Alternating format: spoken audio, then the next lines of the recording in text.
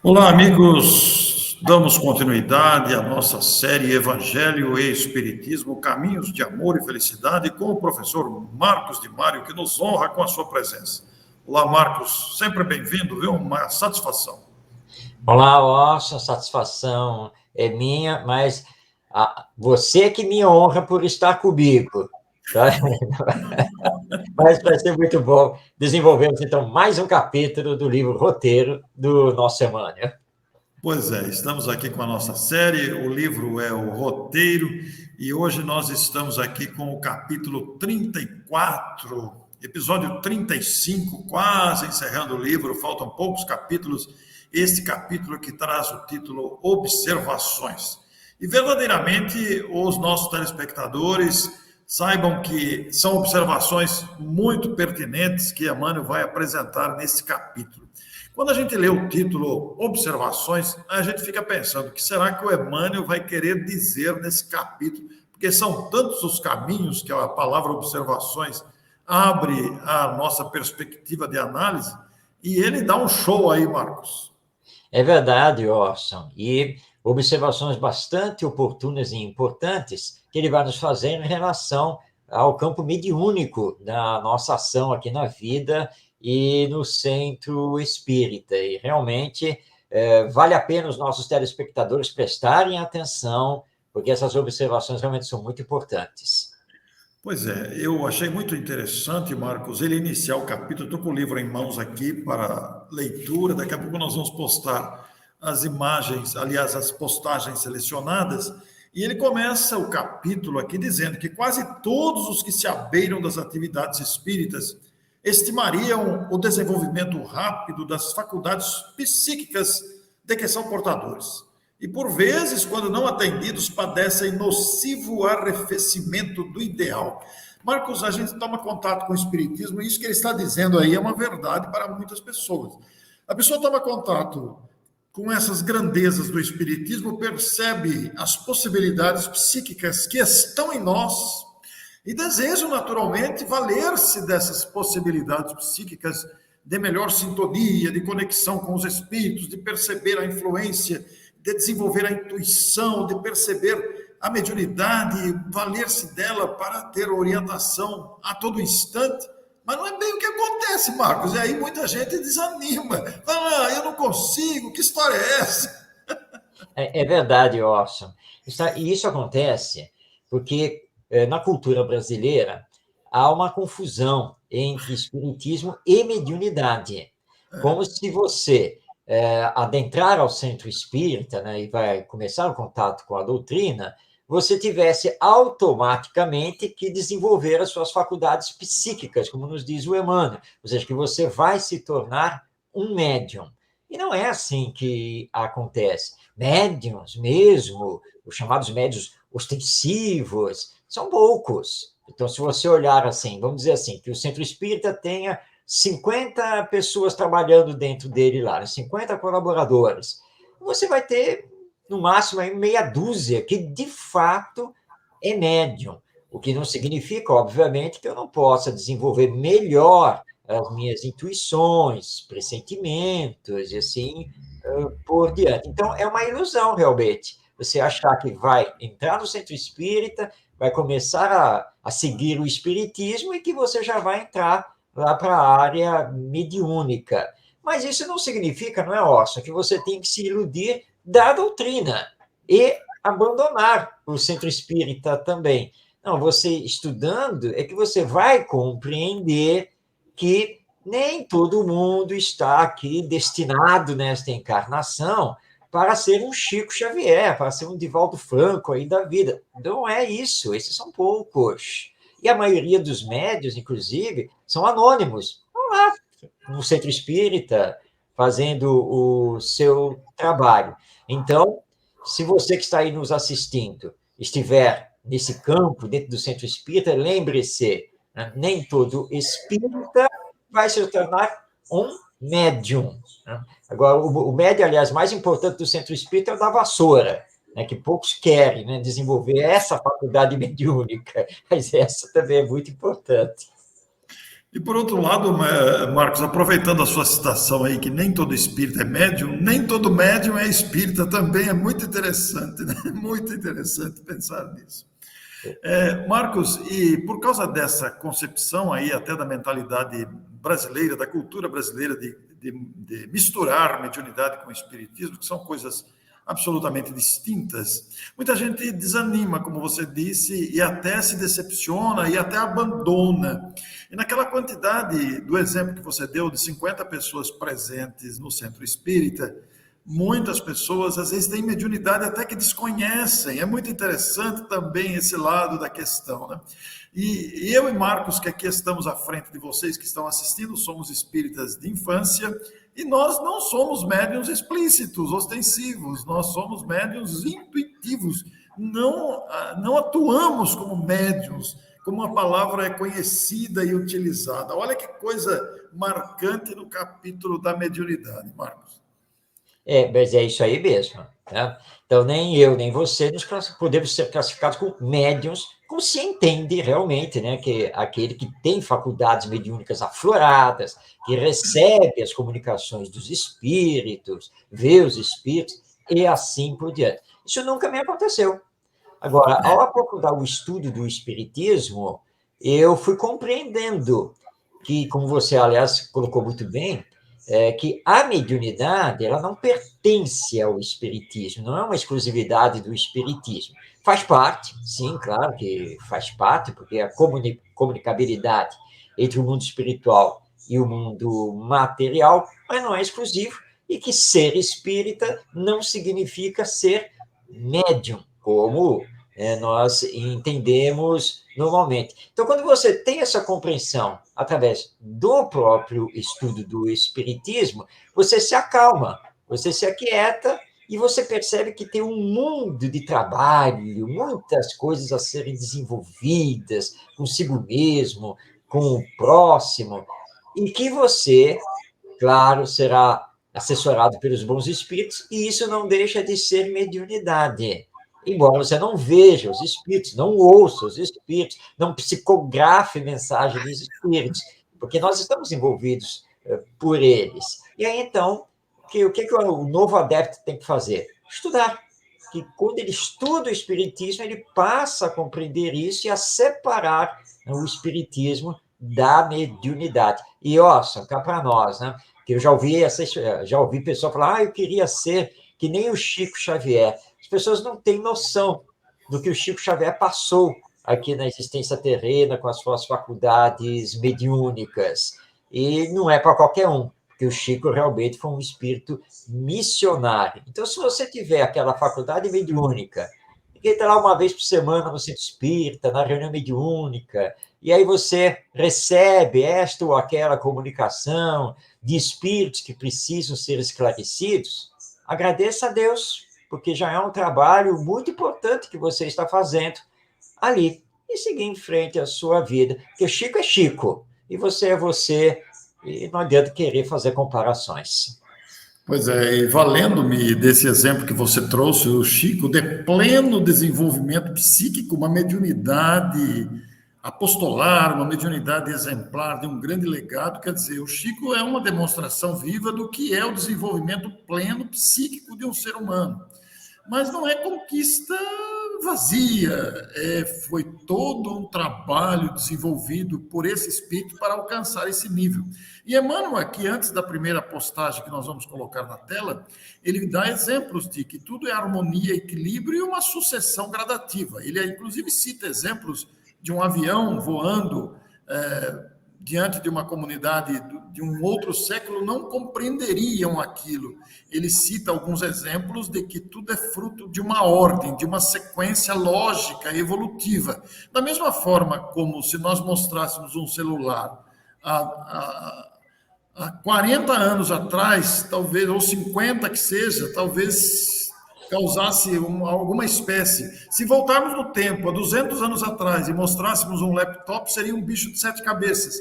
Hoje é uma coisa absolutamente natural. Se nós mostrarmos o laptop para um gato, para ele não significa nada colocar um gatinho aqui na frente do laptop. E isso se aplica também ao desenvolvimento psíquico do ser humano.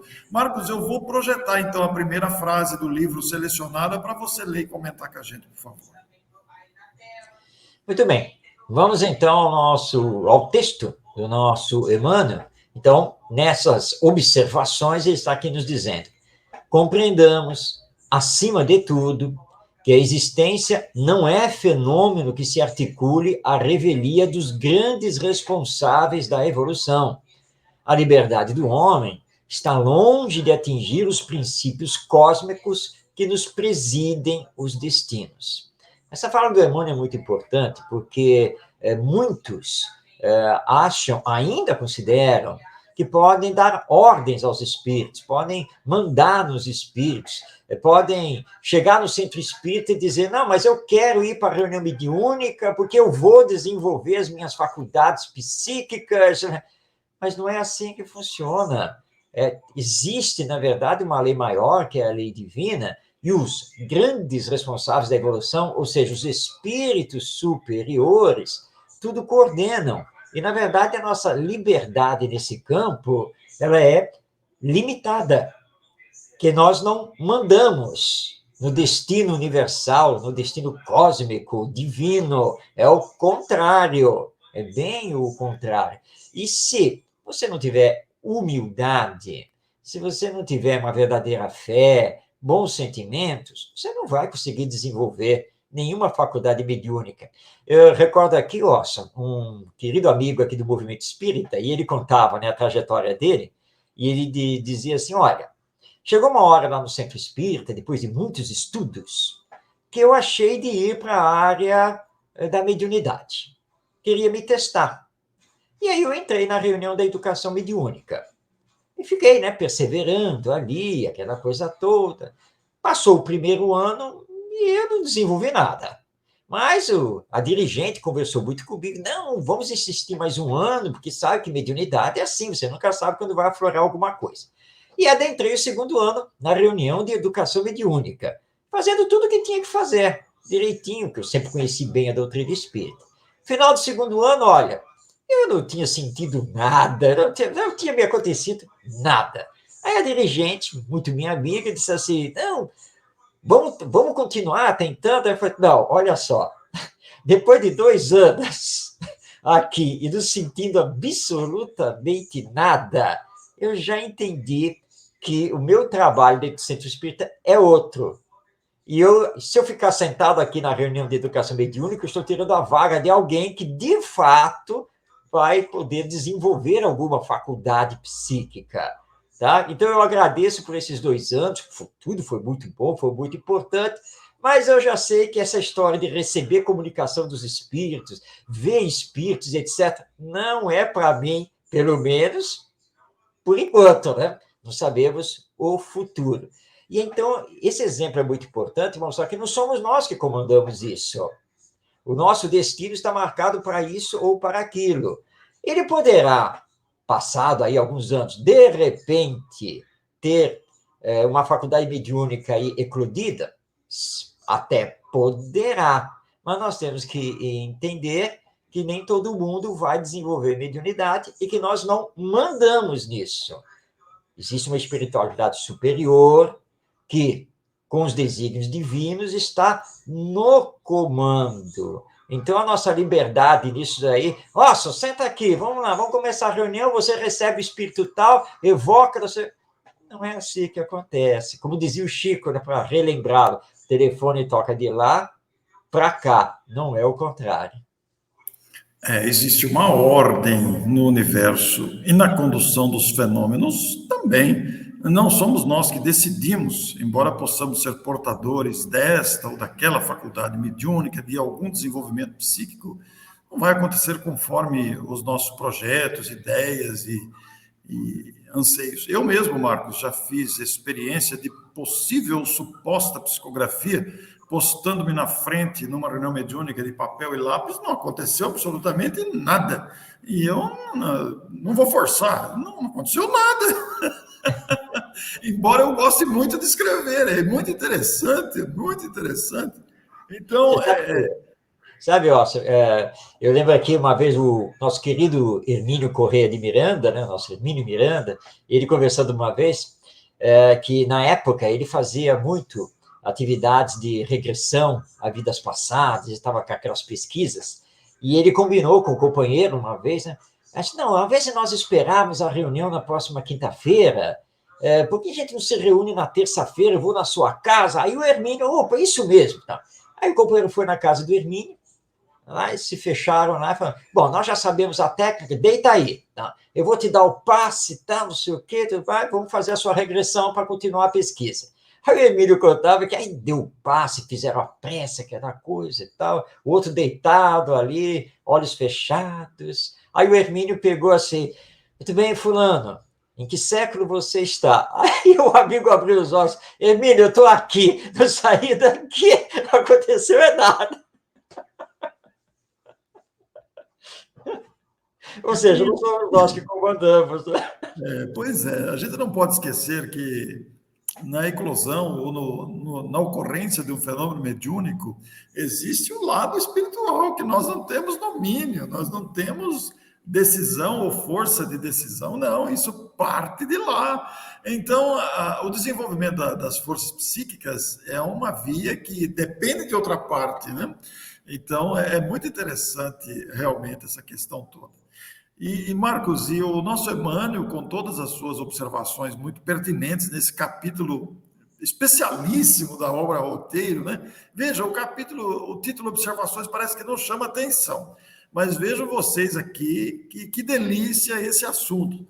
Então, o nosso Emmanuel vai dizer aqui numa outra seleção do texto que desdobrando novos painéis da vida, diante da mente sequiosa de conhecimento e renovação, não é o mundo espiritual que deve descer para o homem, eis o detalhe, e sim o homem que precisa elevar-se ao encontro dele. Olha, se a gente parar para pensar nesse parágrafo aqui, a gente vai perceber a amplidão dele, porque nós estamos falando de desenvolvimento psíquico, de mediunidade, de interação entre os dois planos, mas olha a advertência, não é o mundo espiritual que deve descer, e nós que precisamos subir até ele, elevar-se. Isso significa, em outras palavras, que o desenvolvimento psíquico, como lembrado aqui pelo Marcos, o exemplo de Chico Xavier, depende do esforço do próprio medianeiro, de elevar-se moralmente na mudança de hábitos, no comportamento, na escolha com discernimento de suas ações, na escolha e eleição da bondade como norma de vida. É isso que vai fazer que a gente perceba o mundo espiritual com facilidade. Muita gente deve se perguntar, viu, Marcos? Como é que o Divaldo tem essa visão do mundo espiritual com facilidade? Como é que o Chico dava notícias? Olha, a sua mãe está aqui do teu lado, dizendo para você ter forças e outras circunstâncias.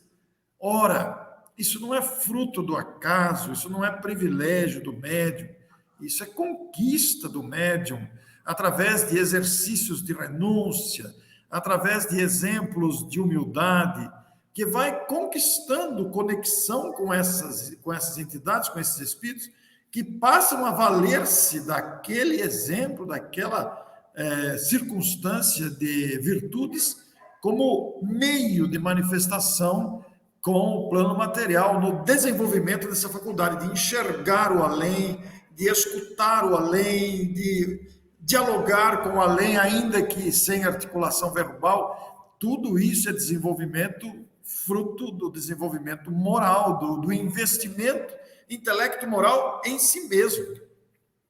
Sem dúvida, Orson. E esse texto do Emmanuel é muito importante. Né? Não é o mundo espiritual que tem que descer até nós.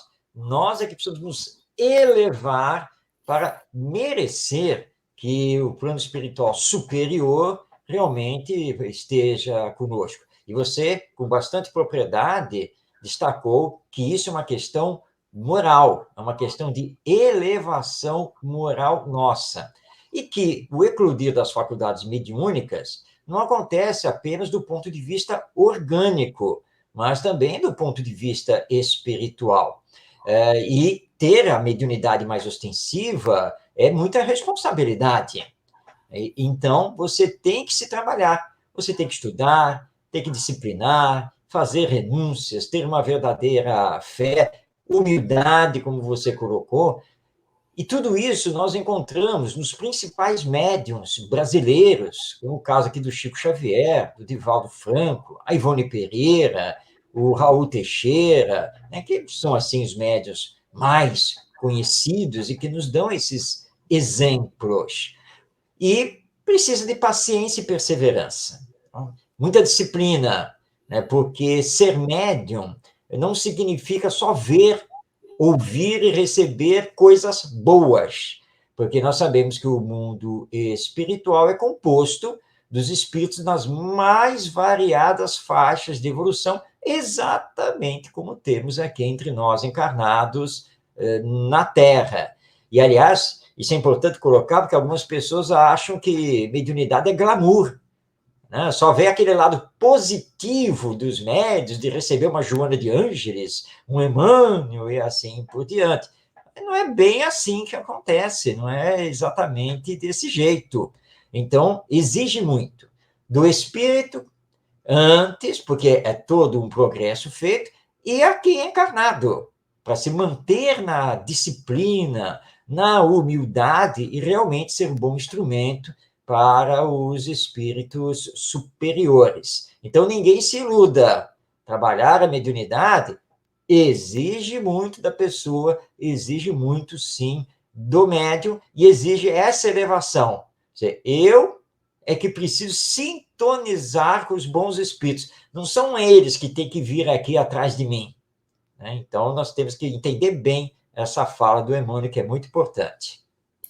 O Marcos sabe que presentemente, simultaneamente a essa gravação, essas últimas gravações de roteiro, nós também estamos gravando episódios do livro Missionários da Luz.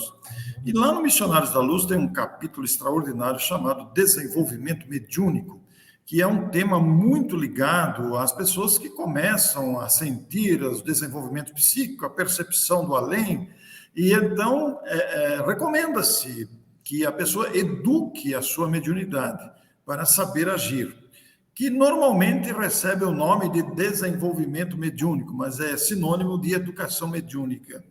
E esse capítulo, desenvolvimento mediúnico, exatamente o que Emmanuel está ensinando aqui.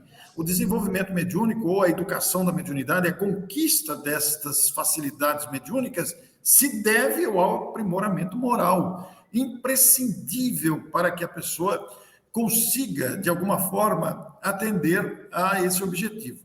Por isso, Emmanuel vai dizer aqui, nos problemas de intercâmbio com a esfera superior, antes do progresso medianímico, há que considerar o aprimoramento da personalidade para melhor ajustar-se à obra da perfeição geral. Agora, vamos considerar o que cabe dentro do aprimoramento da personalidade. Imagine vocês que, já que estamos falando que não se trata apenas de uma questão orgânica, mas de uma questão moral, especialmente, ora, se somos pessoas habituadas à maledicência, isso terá que ser cortado. Se somos pessoas habituadas a mentiras, não conecta-se, não identifica-se com este progresso mediúnico. Se somos pessoas intrigantes nos bastidores, se somos pessoas ciumentas, invejosas e todo tipo de situação de agressividade, isso precisa ser eliminado para que haja esse progresso medianímico, não é mesmo, Marcos? Exatamente, Ossi, exatamente por aí. Isso é o que o Emmanuel está chamando de aprimoramento da personalidade. Eu preciso combater em mim vícios e paixões, porque isso é incompatível com a ligação com as esferas superiores da espiritualidade. É um processo, óbvio, não vou conseguir fazer isso já para amanhã. Claro que não, nem se espera que aconteça desse jeito. Mas você tem que ir se aprimorando. Então, vai combater em você, né? O descontrole da língua, o ciúme, a questão da mentira, da fofoca, a maledicência, a agressividade e assim por diante. Ou seja, combater em si os vícios morais para poder desenvolver as virtudes, que são as qualidades morais.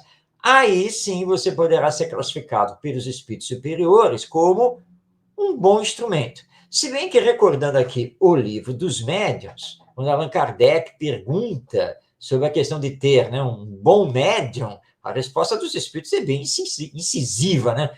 Bom, aqui na Terra, mundo de expiações e provas, onde todo mundo é imperfeito, contente-se com os instrumentos que você tem e que estão aí tentando fazer o ideal, porque você jamais irá encontrar esse bom médium, né, que não vai lhe dar nenhum tipo de problema, não vai passar por nenhum problema. É como aquela resposta também do espírito, a dirigente da reunião mediúnica, que também queria o grupo espírita perfeito, né, o grupo mediúnico perfeito, e o espírito falou: minha filha, onde esse grupo se encontra aqui na Terra, eu não sei, mas se ele existe, eu sei de uma coisa: o dirigente dele é Jesus, né? Porque você quer o grupo perfeito, né? Não tem aqui na Terra, mas o médium tem que se esforçar para se melhorar o tempo todo.